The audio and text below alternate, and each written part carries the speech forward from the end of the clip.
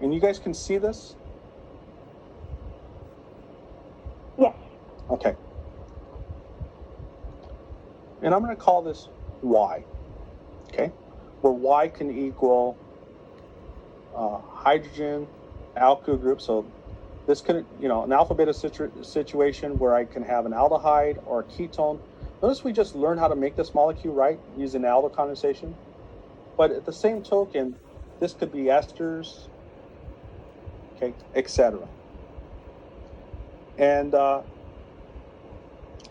one of the things that we're going to see about this is that obviously what you guys learned up to this point is that oxygen is the most electronegative element, right, in this series that I'm showing.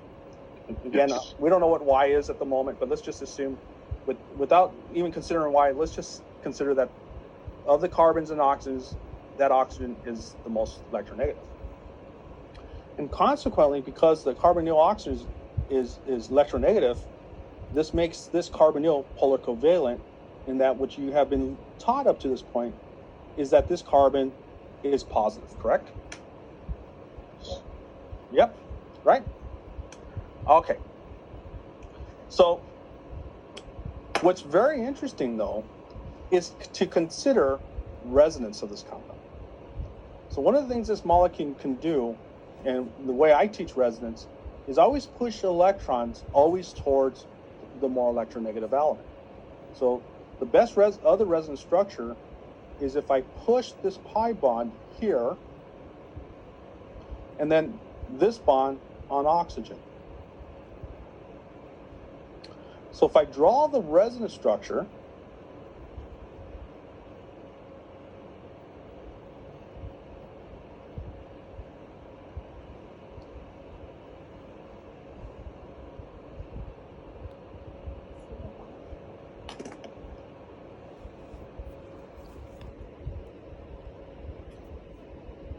this has a positive. Okay? Can you guys see that pretty well? Yes. Okay. Would it be a positive formal charge or partial positive? Oops. It's positive. Okay. Yeah. Okay. So another way of looking at this. Oops.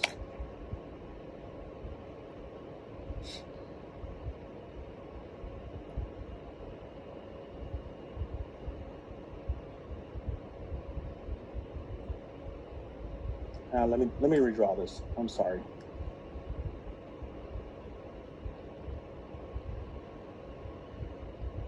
Is, the idea of resonance is, notice that this has a double bond, this has a double bond, but in this resonance structure, I also have double bond character in between it, right? So one way of redrawing it is to draw that I have basically pi bonding between these four atoms, okay?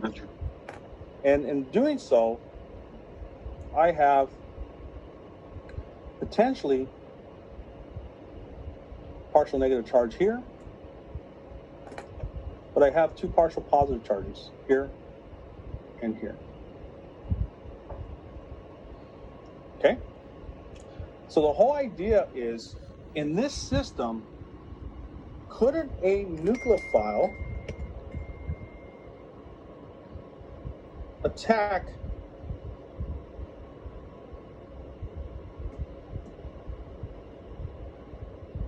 here?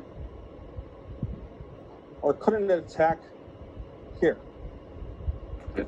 So if I do that, then I would have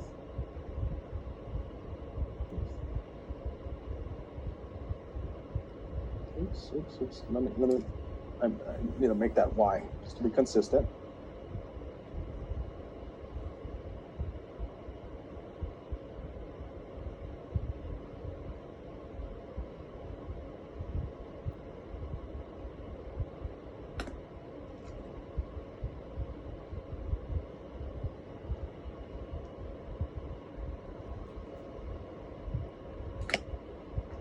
Okay.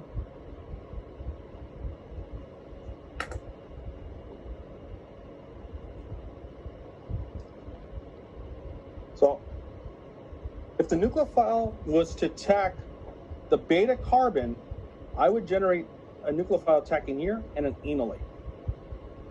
Okay? On the other hand, if the nucleophile attacks the carbonyl, I generate this tetrahedral intermediate. Okay? Tomorrow, what I'm going to be doing is talking about when both of these occur. Okay? And one of the things I want you guys to learn and kind of recognize in my slides is the difference between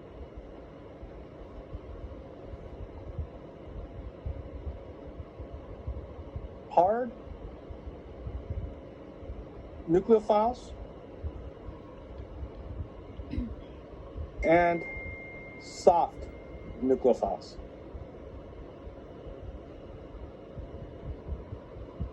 Okay? So I want you guys to scan the notes I'm going to give you guys and kind of, just look at them and just see, okay, can you start seeing what do I mean by hard? What do I mean by soft? I'm going to be talking about that.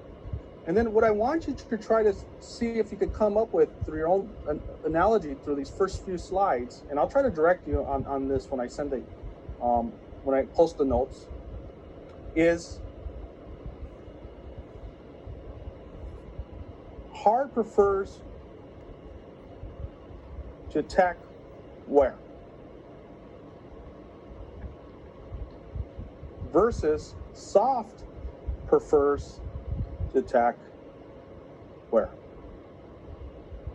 Okay, so let me give you some terminology.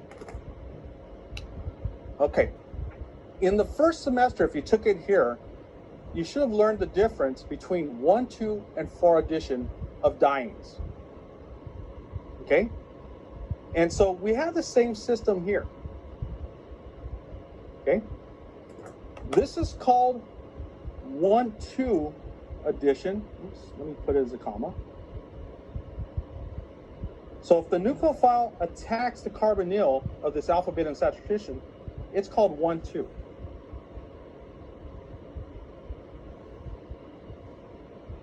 Whereas if the nucleophile attacks this position, this is called 1, 4 addition.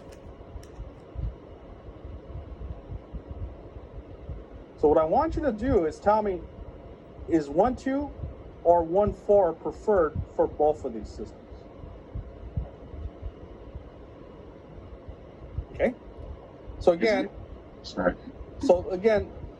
let me post the notes and try to use my notes and okay, yes, could you read the textbook? Yes, but I'd rather have you guys kind of use my notes to your advantage, okay? Can you start to recognize which nucleophiles, and you don't even have to use the term hard or soft. Can you basically tell me which nucleophiles? Are these granules? Are these organolithium compounds? Are these hydrides? Are these amines? Are these carbon? You've learned a whole series of nucleophiles.